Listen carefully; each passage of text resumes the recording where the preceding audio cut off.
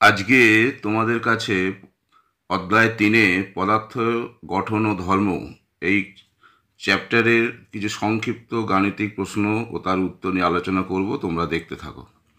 প্রথমেই প্রশ্নটা ভালো প্রশ্ন। প্রবাহী চাপ ও ঘাতের পার্থক্য লেখো। চাপ ও ঘাত, তাহলে তোমরা দেখতে থাকো। তাহলে চাপের সংজ্ঞাটা দেবে। নিশ্চয়ই জানো যে প্রবাহের অভ্যন্তরে কোনো বিন্দুর চারদিকে একক ক্ষেত্রফলে লম্বভাবে প্রযুক্ত বলকে চাপ বলে। একইভাবে ঘাত কাকে বলে? প্রবাহীর সংস্পর্শে থাকা কোনো তলের ওপর প্রবাহী লম্বভাবে যে বল প্রয়োগ করে তাকে প্রবাহের ঘাত বলে। এবার চাপ কোন রাশি, ঘাত কোন রাশি লেখো। চাপ হচ্ছে স্কেলার, ঘাত হচ্ছে ভেক্টর। এরপর চাপের একক লেখো, ঘাতের একক লেখো। চাপের মাত্রা লেখো, ঘাতের মাত্রা। তাহলে এখানে চারটে আমি পার্থক্য লিখে দিয়েছি। চারটে পার্থক্য, সাধারণত দুটো লিখতে হয়, তোমরা যে কোনো দুটো লিখতে পারো। ওকে। এরপর 2 নম্বর প্রশ্ন হিসাবে দিতে পারে চাপের সিজিএস ও এসআই এককের সম্পর্ক নির্ণয় করো। তাহলে সিজিএস একক জানো, এসআই একক জানো। এবার ইউনিট কনভার্সন, 1 নিউটন/মিটার স্কোয়ারকে ডাইন/সেমি স্কোয়ার নিয়ে গেলাম। দেখো কাটাকাটি করলে এলো 1 এসআই একক সমান হচ্ছে 10 সিজিএস একক। এরপরে একটা ভালো প্রশ্ন হচ্ছে 2 নম্বর প্রশ্ন, বা 3 নম্বরও দিতে পারে, যে তরলের উপরিতল থেকে এইচ গভীরতায় চাপের রাশিমালা নির্ণয় করে। যদি চাপের রাশিমালা নির্ণয় বলে তাহলে পি সমান এইচ ডিজি, তোমরা টেক্সট বইতে পাবে, এটা করতে হবে। আর যদি 1 নম্বর দেয় তাহলে জাস্ট পি সমান লিখে দেবে এইচ ডিজি, কিন্তু চিহ্নগুলোর অর্থ লিখতে হবে। অর্থাৎ এইচ কি, ডি কি, জি কি, এটা লিখে দিতে হবে। কিন্তু এর সঙ্গে একটা এক্সট্রা প্রশ্ন দিতে পারে যে ভূকেন্দ্রে এই চাপ কত। তোমরা নিশ্চয়ই জানো যে ভূকেন্দ্রে অভিকর্ষ ত্বরণ থাকে না, জি শূন্য। তাহলে এইচ ডিজির মান কী হয়ে যাবে? শূন্য হয়ে যাবে। তাহলে ভূকেন্দ্রে চাপ হয়ে যাবে শূন্য।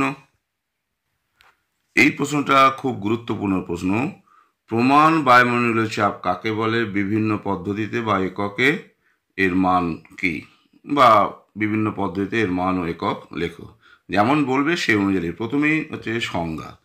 দেখো এই যে সংজ্ঞা দিতে গেলে এই পয়েন্টগুলো খুব ফ্যাক্টর, এগুলো কিন্তু লিখতে হবে। গড় সমুদ্র পৃষ্ঠে 0 ডিগ্রি সেলসিয়াস উষ্ণতায় 45 ডিগ্রি অক্ষাংশে 76 সেমি উঁচু পারস্তম্ভের চাপকে প্রমাণ বায়ুমণ্ডলীয় চাপ বলে। আমি তোমাদের একটা জিজ্ঞেস করছি, বা তোমরা প্রশ্ন হিসাবে ধরতে পারো, যে গড় সমুদ্রপৃষ্ঠে উল্লেখ থাকে কেন, 0 ডিগ্রি সেলসিয়াসের উষ্ণতার উল্লেখ থাকে কেন, এবং অবশ্যই 45 ডিগ্রি অক্ষাংশের উল্লেখ থাকে কেন। এটা তোমাদের কাছে রাখলাম, তোমরা একটা ভেবে দেখবে, যে কোনো বই ভালো করে পড়লেই পাবে। এবার আমি বিভিন্ন পদ্ধতিতে এর এককগুলো দেখাবার চেষ্টা করছি। দেখো সিজিএস পদ্ধতিতে 1.013 10⁶ ডাইন/সেমি স্কোয়ার। এসআই পদ্ধতিতে কী হবে? দেখো যেহেতু 1 নিউটন/মিটার স্কোয়ার সমান 10 ডাইন/সেমি স্কোয়ার, তাহলে এইটা হবে। একে আবার পাস্কাল, যাকে পি এ এইভাবে লেখা হয়, তাহলে এটা এসআই পদ্ধতিতে বা পাস্কাল এককে মান হয়ে গেল। নেক্সট আসছি বার এককে। বার এককে কি না, একবার মানে হচ্ছে 10⁶ ডাইন/বর্গ সেমি। তাহলে নিশ্চয়ই 1.013 কী হলো? 1.013 বার, কারণ এইটা মানে হয়ে গেল একবার। তাহলে এতবার, একে আবার মিলিবারে করলে তাহলে হলো 1013 মিলিবার। আর এরপরেটা খুব ইম্পর্টেন্ট ইউনিট, টর একক। 1 টর কাকে বলে না, 1 মিলিমিটার পারস্তম্ভের চাপ। তাহলে যেহেতু 76 সেমি পারস্তম্ভের চাপ হচ্ছে প্রমাণ বায়ুমণ্ডলীয় চাপ, তাহলে 76 মানে 760 মিমি পারস্তম্ভের চাপ, তার মানে 760 টর। তাহলে এই চারটে একক খুব ইম্পর্টেন্ট, সিজিএস, এসআই, বার ও টর, এবং অবশ্যই প্রমাণ বায়ুমণ্ডলীয় চাপের সংজ্ঞা।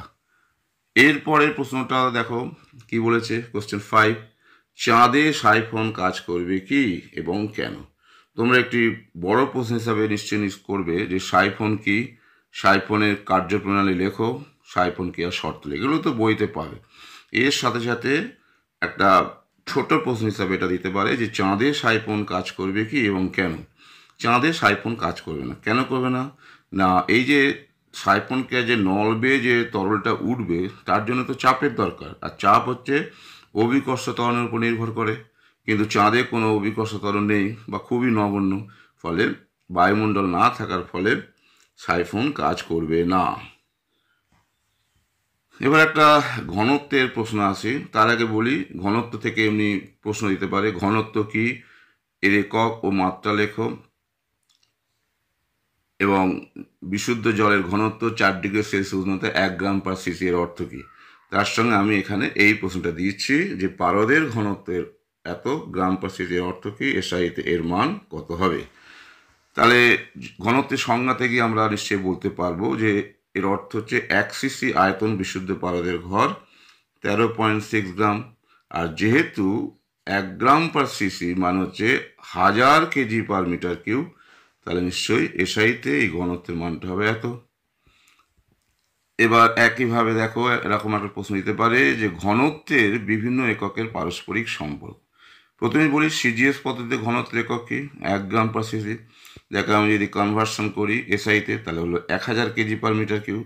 আর যদি এফপিএসে করি, দেখো আমি সিম্পলভাবে করে দেখেছি, প্রায় 62.5 পাউন্ড পার ঘন ফুট। এইটা তোমাদের সেরকম দরকার লাগে না, তবু এটা জেনে রাখো।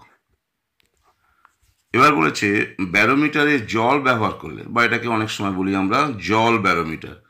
জল ব্যারোমিটারে প্রমাণ বায়ুমণ্ডল চাপের উচ্চতা, জলস্তম্ভের উচ্চতা কত। দেখো আমি এখানে করে দেখিয়েছি, তোমরা স্টেপগুলো দেখে নাও। অ্যান্সার হচ্ছে 10.336 মিটার।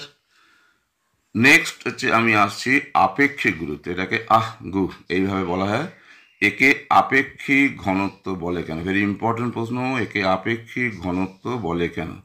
প্রথমেই আপেক্ষিক গুরুত্বের সংজ্ঞাটা দেখো, যে নির্দিষ্ট আয়তন বস্তুর ভর 4 ডিগ্রি উষ্ণতায় সমায়তন জলের ভরের থেকে কত গুণ বেশি, সেটাই হচ্ছে আপেক্ষিক গুরুত্ব। আর অনুপাত আকার লিখলে এই জিনিসটা হচ্ছে। তাহলে এখান থেকে দেখো আমি বিকল্প সংজ্ঞা হিসাবে দিতে পারি যে আপেক্ষিক গুরুত্ব মানে বস্তুর ঘনত্ব বাই 4 ডিগ্রি উষ্ণতায় জলের ঘনত্ব।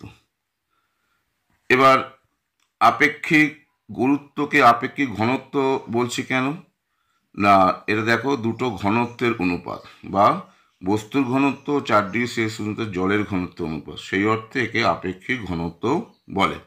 তাহলে নিশ্চয়ই তোমরা দেখছো যে আপেক্ষিক গুরুত্ব একটা মাত্রাহীন ভৌত রাশি, কারণ দুটো সমজাতীয় ভৌত রাশির অনুপাত।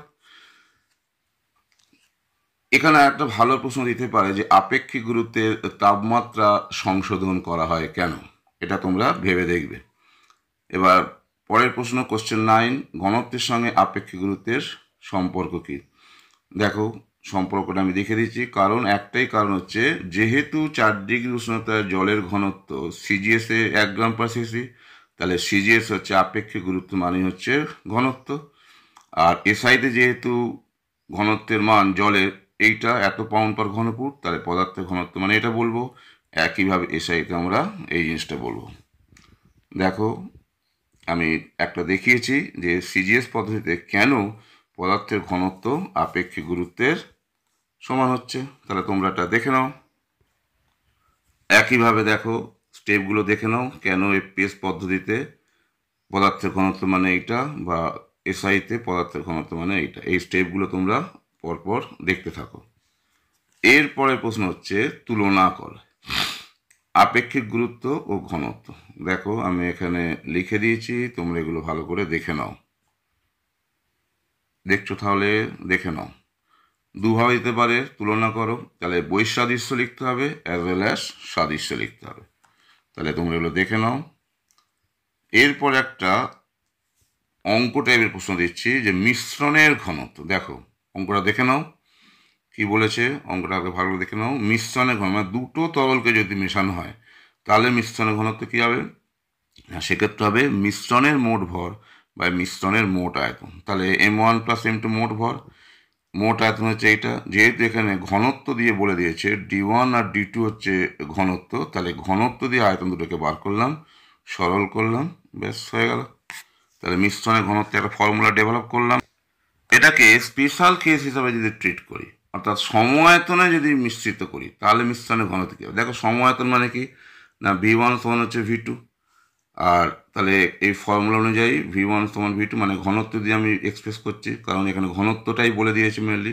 তাহলে ঘনত্ব দিয়ে মিশ্রণের ঘনত্বের ফর্মুলা হবে এইটা, যদি তাদের সমআয়তনে মেশানো হয়। একইভাবে যদি সমভরে মেশানো হয় তাহলে M1 সমান M2 সমান M।